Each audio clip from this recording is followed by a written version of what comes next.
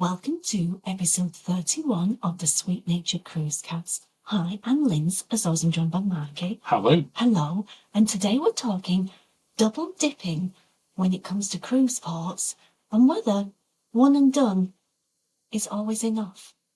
But first, a little mood music.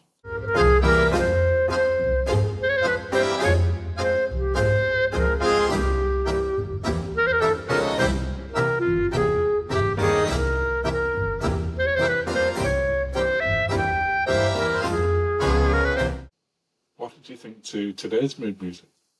Well, was that like a tango? It was a tango. As it takes two to tango? Yeah, and you dip and do things like that. So I will visualise that. Oh, nice. Okay. Do I get a point for this one? You can have a point for that. I'll take that. Last couple have not been winners. No, two to tango.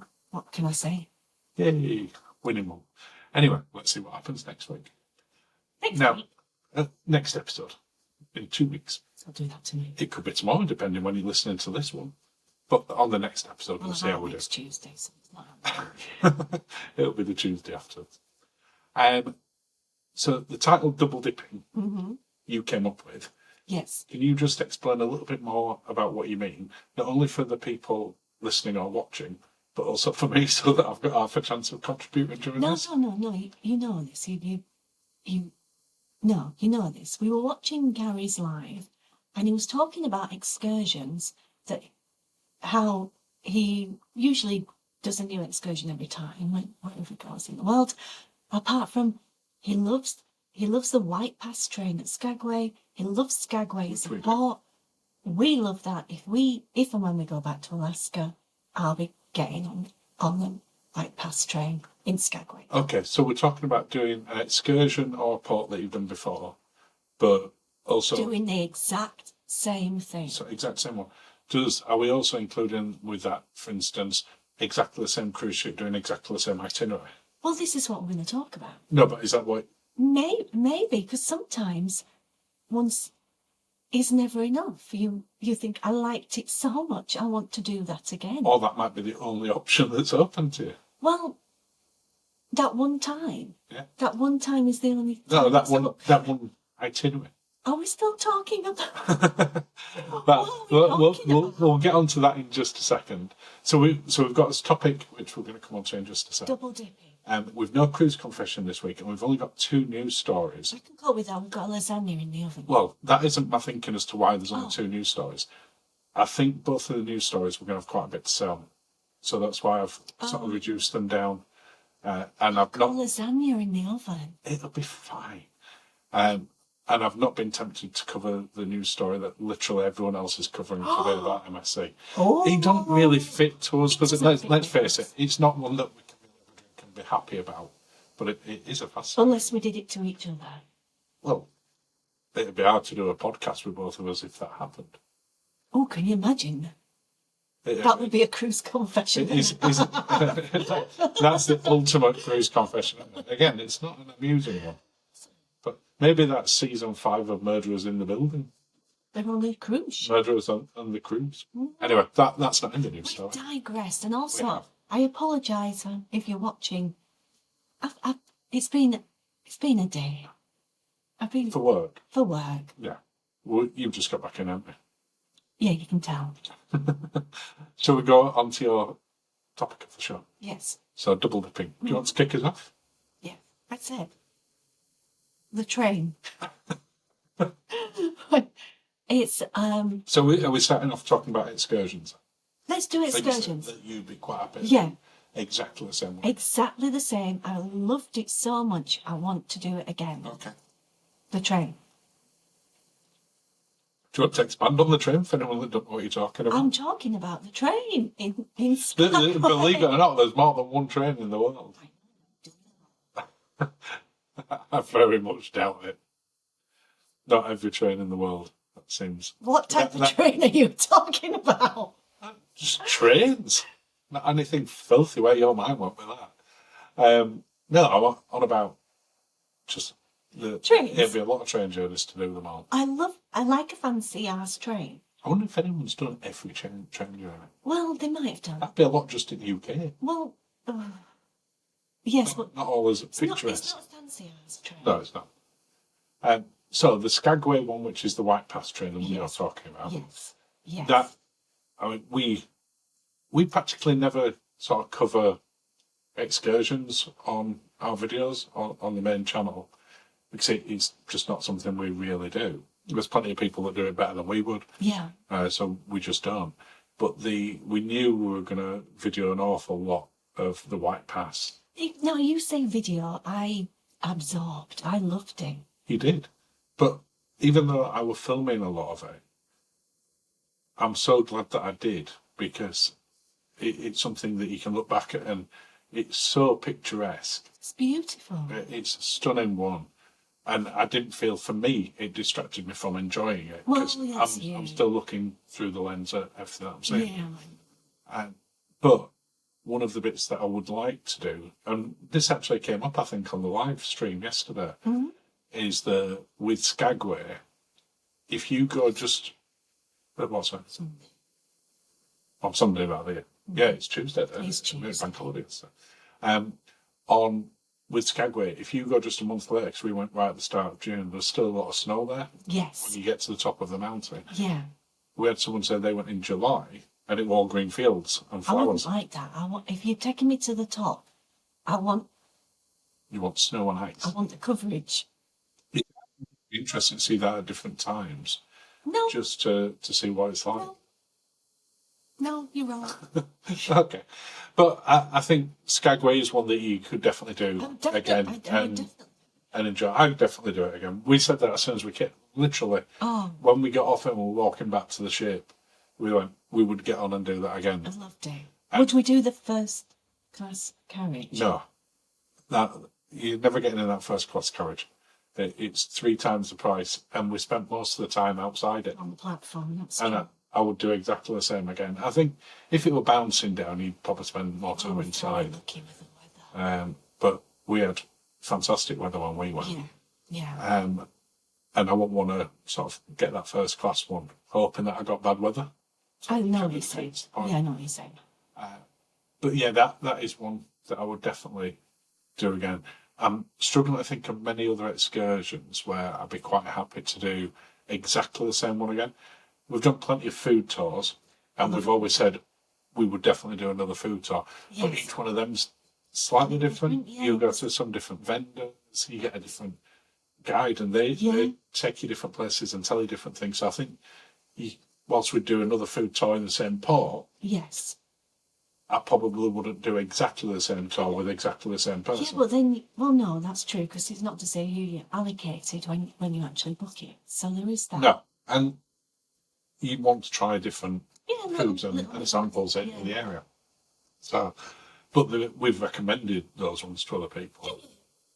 When I think of, so from an excursions point of view, I'm struggling personally to think of one where it's an example of I would be happy to do exactly the same again. Without obvious ones like going, well, if I went to NASA, I'd go to Atlantis. Oh, it's taking it out of my head. If I were going stopping at Fort Lauderdale, I'd go to Disney. They're ones that you do again, but I don't really see them as excursions in Skagway. Okay. Do you know what I mean? Yeah. You're in a port and you go into. It's like if you pull up at NASA and go to send your frogs. Some people do that. Though. Yeah, but I'm not. We've I'm never tossing stepped foot in Atlantis. there. But you were going to say Atlantis. I was going to say Atlantis. Because we have done Atlantis a couple of times. We've done it a couple of times and we really enjoyed it. But it's getting expensive. This is the water park, not your cruise. Not the cruise and not the mythical city either. We haven't done either of those two things. No. We've done the resort. Yes. And the water park. In the Bahamas, not Dubai. No. And it is amazing. Mm-hmm. Loved it. And I'd happily do that again. Yeah, that's what I'm saying. So there are things you will double dip. Yeah. But I don't necessarily think of that as an excursion in the same way. Itineraries wise, is there an itinerary that we've done where you'd be happy to do exactly the same ports again without it being sort of deviation? Yeah. Oh, now, if you go to the Caribbean, that's the ones where more often than not, certainly the 7-night ones where you do the same ones whether you do sort of the East route or the West route, and you'll go to sort of St Thomas or you go to Puerto Rico or St Martin. Yeah. So those are ones that you do. And maybe a private island. Yeah. You see, I guess private islands, they can be a double dipper. But Would you class them as that? I would say so, because you might go... oh, goodness, I'm going to undo my own theory here. You might go to the island, you might do a different thing on the island. For example, once we had a cabana. We are never having another cabana ever again. No, that was when we went to Coco Cay with Royal Caribbean. Way before it's anything like it is now. No water park and a beach area, a couple of beach areas and cabanas. And I think we paid $200. And now they're between $2,000 and $4,000. So yeah, we wouldn't do that again. But I think you can go to them and do different things. It is just a different port. I'm just trying to think of somewhere in the Med where we would double up. You see, Gibraltar, we did different things, and some people always do the Rock again. Yeah, I wouldn't go back and do exactly the same thing in a port every time. One itinerary that I'd be absolutely happy to do exactly the same on was the one that we did on Resilient Lady out of Athens. Yeah, that was beautiful. But we wouldn't do the winery in the former military installation that's now on the border of Albania that now keeps all the wine. We wouldn't do that. I wanted to go for the historical reasons and to drink wine. And you've done that. And I've done it now. I've ticked it off. No, next time we go to Kotor, we'll definitely just spend time going around the hotel. Honestly. I wouldn't bother. I nearly call myself a swear word. Don't call yourself. But the actual itinerary of that, of Dubrovnik, we would definitely do it. I'd be more than happy to do that. But it's one of those areas that if you go to the Adriatic, there's only so many places that the bigger cruise ships pull in anyway. You just select them. Okay. Whereas if you're in a smaller ship, you might go into some of the other ports. But the bigger ships, you are going to go into Dubrovnik and Kotor and Split. Because they're the ones where they pull into. And it sounded out. Let's move on to ships. Because there are ships in the past that we've done more than once. So we've done Navigator of the Seas a couple of times. We've done Quantum of the Seas a couple of times. But nowadays we try and do a different ship each time. This because of this, though. It is, but also for us to expect there's that many cruise ships now. You say that to me, but Well, let's talk double dip then. Which cruise ships would you be absolutely happy to get back on again? And which ones? Well, I won't ask you which ones not. I look shattered. I'm going to say... What's with the Kevin McAllister Home Alone? now you've done that bit, it looks like you put aftershave on now. I want to say I like a Virgin ship, and they're pretty much cookie cutter.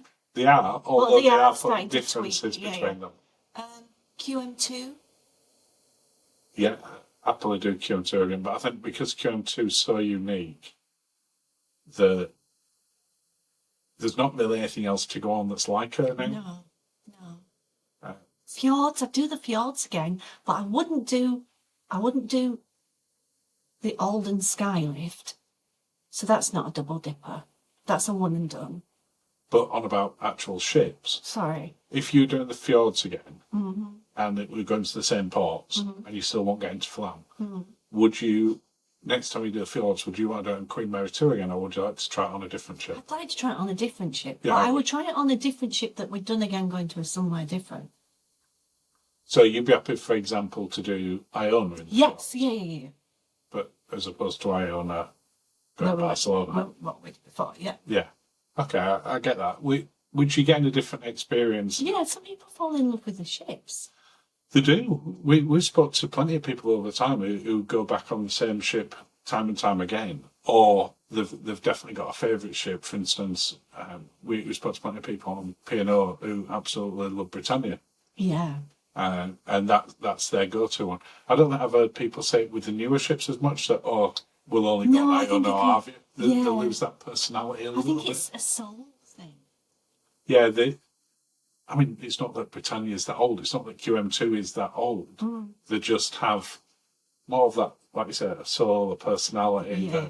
The sometimes bigger ships struggle to have a little bit. And sometimes quirky can be enticing. Yeah. There's also the possibility to do sister ships. So you touched on that with Virgin. Yeah. But they're pretty much at this moment in time the same ship. But they are putting like different restaurants on them, and I suspect over time we will see a different type of ship come out for Virgin eventually. Whereas if you look at the most recent cruise that we did at the time of recording was Windstar. So they've got 3 ships that are nearly identical, which is Windstar, Star Legend, Star Breeze, and Star Pride. I'd be more than happy to go on either of the other 2, Star Pride or Star Breeze, knowing that they're pretty much the same ship. Because you know what experience it is to get. Technically, it's a different ship. Yeah, I know what you're saying. But it's kind of not. Yeah. It's in there. Is there any of the ships that we did early on when we started cruising that you'd really like to go back and revisit now and see if you have a different opinion on them? No, I don't think so. You see, I've got one that I really would like to try again. Oh, which one's that? Disney Magic. Well, that's only small. I know. But I think that was the second cruise line that we ever did after doing a couple of Royal Caribbeans. Royal Caribbeans, yeah. So it was our first time. Yeah. And I remember it being very small now. And I think it is relatively. She is small, yeah. Not compared to some other ones, but certainly compared to others. And I'd be really interested to try that again. Plus, they've also done quite a bit to that since we first went on it. Yeah. So I think any of the ships where they've had a revitalisation, a lot of the older Royal Caribbeans, so Independence of the Seas were going on. Yeah. And that's had a big makeover in the last few years. Quite a few of the Oasis class ones, Allure and Oasis, which were the early ones, have had massive overhauls compared to when they went on. So it'd be interesting to try them as well. Any final thoughts that you've got on double dipping? I'm happy to do it with something I like. And I think that's in general. Fair enough. If you enjoy it, do it more than once. If you don't do it again. Don't do it again. Such as the winery near Albany. For some people, it might be one that they want to double dip. No. For us, I just can't. No. Shall we have a little bit of cruise news? Yes. Because as I say, we've just got the 2 stories today, but I think we're going to get stuck into them. Oh no, I don't. I've got a lasagna in. You don't have to keep telling people about your lasagna. I don't think they're that bothered. Royal Caribbean have had a little bit of an issue in the last month, in that they've overbooked on Allure a couple of times. What are they doing? So, but there's a twist to this one. Okay. And I'm interested to hear what you think. Okay. So, this is for one that's going out in a few days' time in May. All right. They had one at the back end of April, and they did the same on both these. So, overcapacity, which you wouldn't have thought that you can oversell them. I'm still not entirely sure how they're overselling them. There's some API not speaking to something. There's something happening somewhere, but I don't see why you wouldn't know it until the last minute, unless they're hoping on cancellations or relying on cancellations. But you get used to it in planes overbooking. Yeah. Semi-often, but I find it weird for cruise lines. So, here's what they did. Oh, no. So, Royal Caribbean reached out to guests, but with some really tempting options. Okay. I'm interested to know, one, which option you would take. Okay. If you would take any. All right. And do you think they're reasonable? All right. So, this is for ahead of Allure of the Seas sailing on May 15th. Which we could have done because it would have been for my birthday. Yeah. At the time of recording, it's just a week away from now. Yeah. Is it 7th today? 8th today? Oh, no. 7th. 7th. So it's just over a week away. So Was it 6th? no, it's definitely at least the 7th when we're recording. It is the 6th in there. So well done to you. So it's currently 9 days away. So we've had one cancelled at 3 days out. Yes, we have. Yeah. And we got the credits that we got for that. Yeah. P&O cancelled one at 1 day out, technically less than 1 day out, Yeah. just a few weeks ago. Yeah. When she came out of dry dock. So this is 9 days, so it's Okay. not too short. Yeah. So they've said, ahead of your Below the Seas sailing on the 15th of May, we're looking to see if you and your travel party have flexible travel plans. Okay. So that's the email that came out. And then they gave them 3 options. All right. The first is to remain on the same sailing, but move to a cosy interior stateroom. No, you can. No, you can. That, don't say no yet. I'm saying no to that one. Well, hold your horses.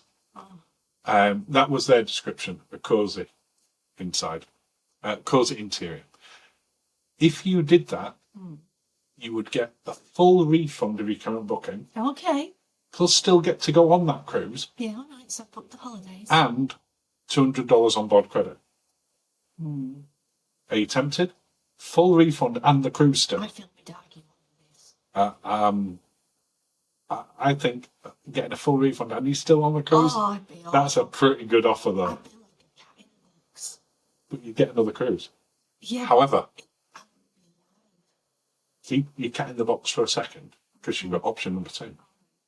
Second option, transfer to a 7-night Odyssey of the Seas cruise. Okay. So original on the low, Yeah.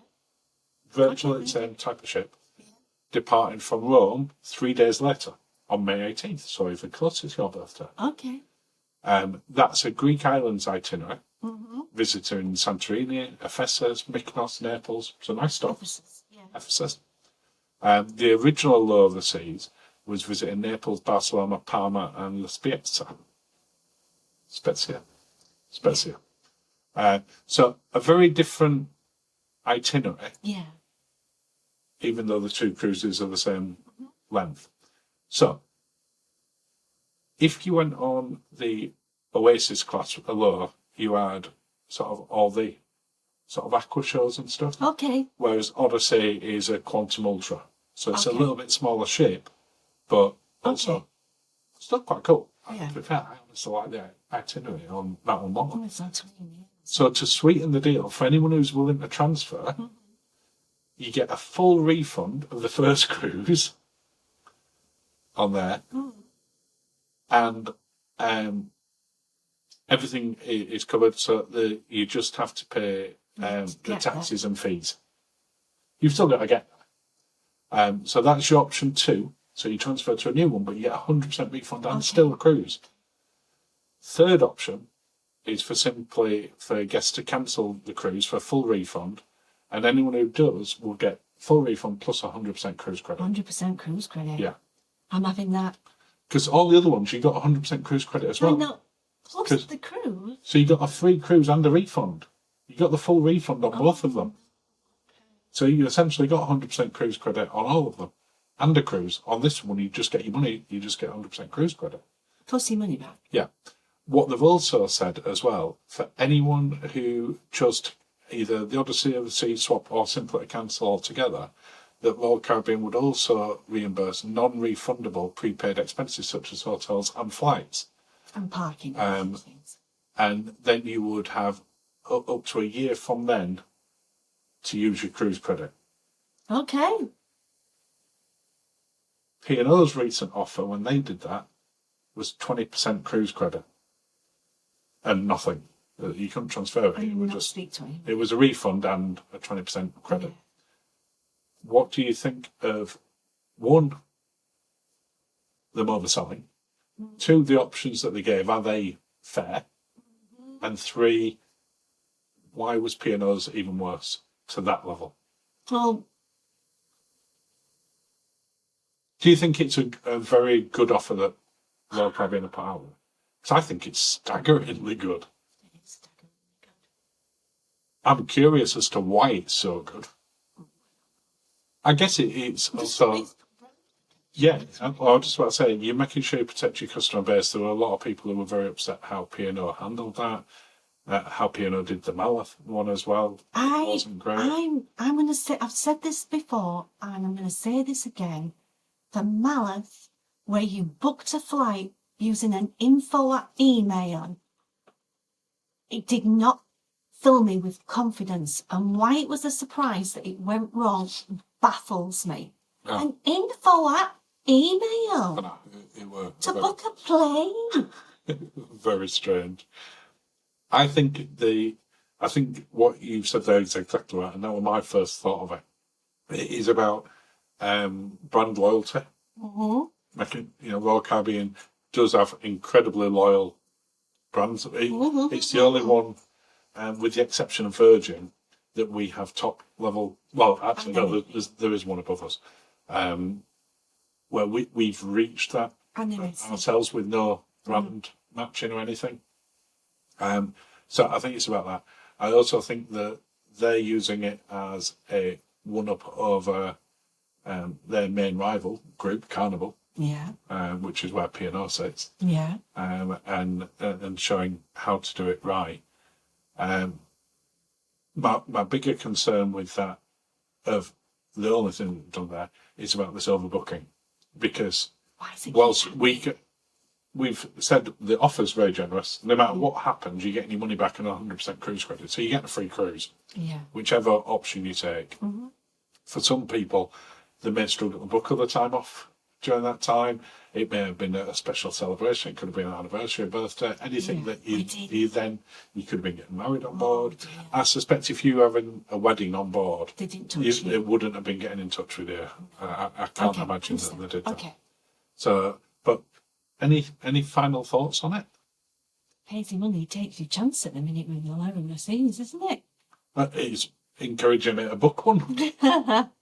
Where can I book the next hello? But hopefully, whatever's causing this overbooking problem, they do get sorted quick. Me too. And that they don't get in touch with us for our group cruise the week before and make me off. Otherwise, there could be some people by themselves on our group cruise. No, we definitely would. Food story number 2. Mm-hmm. Celebrity XL. Yes.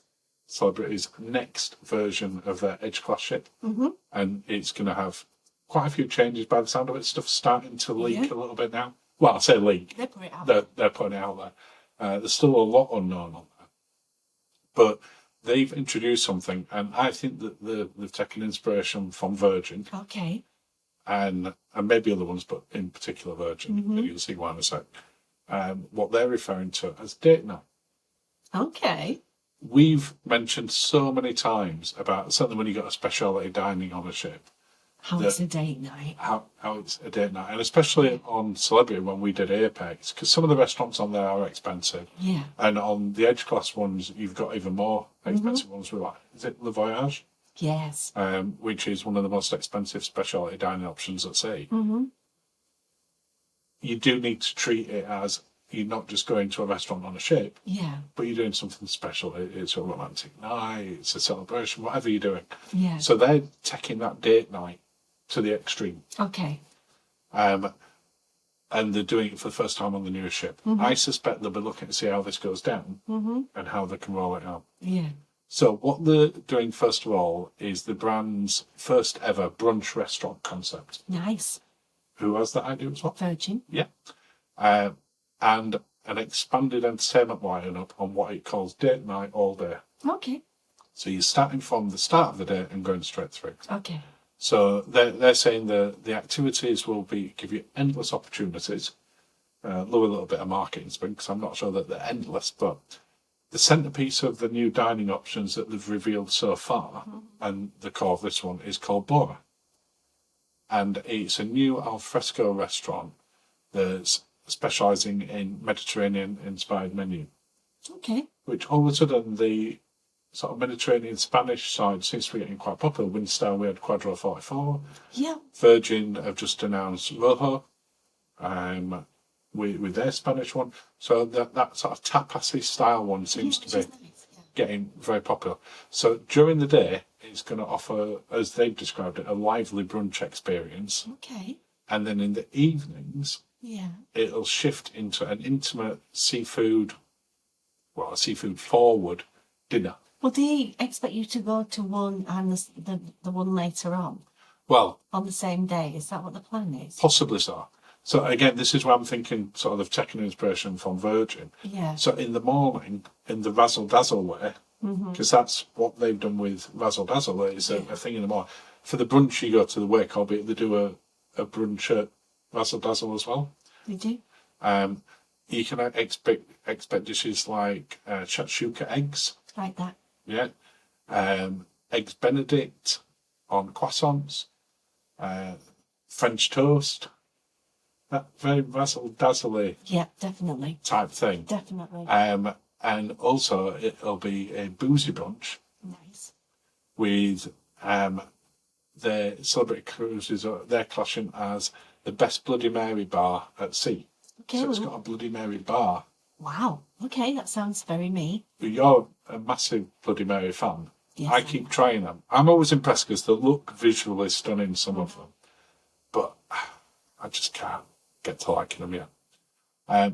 But in an evening, they're going to transition it into a chef-led diner, a chef-led dinner even, with dishes like branzino, razor clams, lamb tagine with couscous. So it's doing not just a tapestry style, but a wider menu. Okay, see, yeah.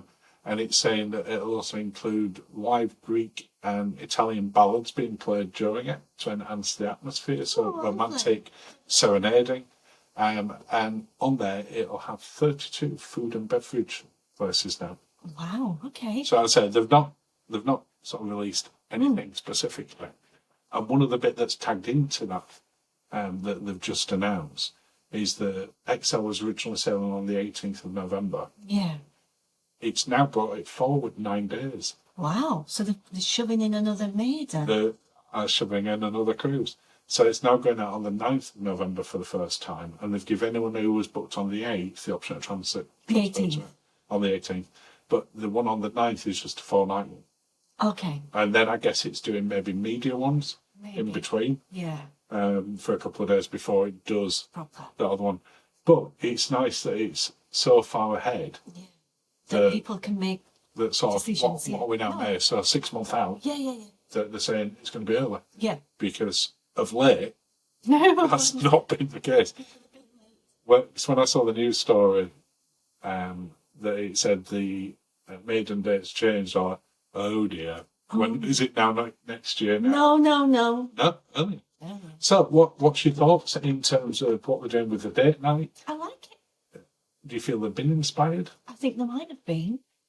What would you like to see them doing? Or which other cruise lines do you think should follow suit and sort of work that date night up a little bit?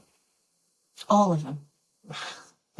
Do you think the date night thing would work on Cunard as well?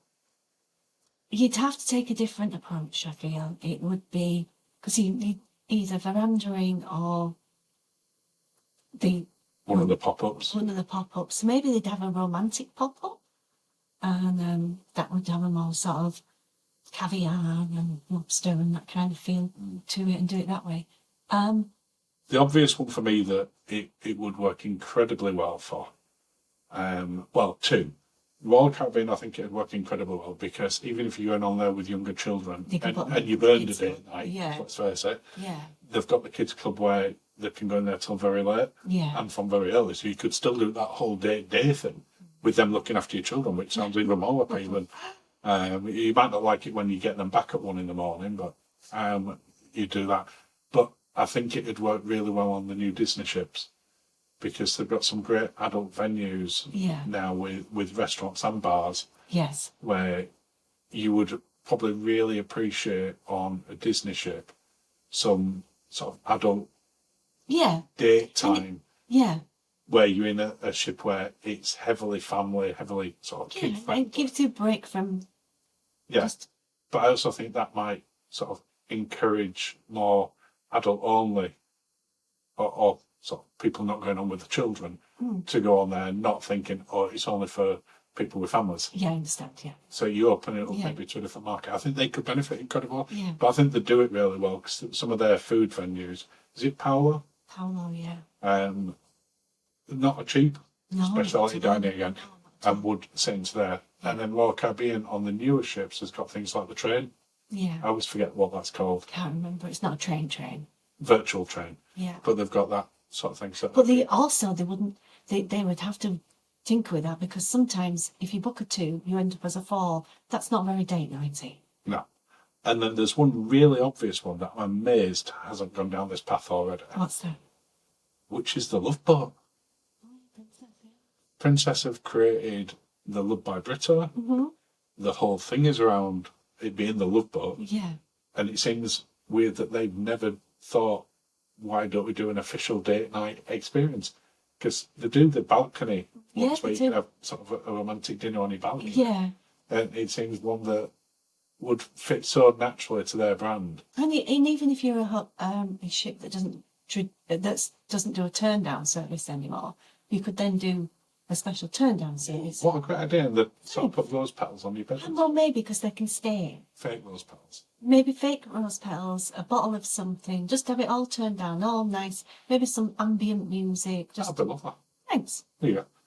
Princess, you can have that free idea, and so can anyone else. And we'll look forward to trying that on Star Princess at some point. Oh, it's £1 booking today. Oh, it is, yeah. You got a special offer for a couple of days, didn't we? But that brings us up to the end of the cruise cast. Well, thank you, darling. You're welcome. Cheers. Cheers. Thank you for listening or watching, and have a lovely day.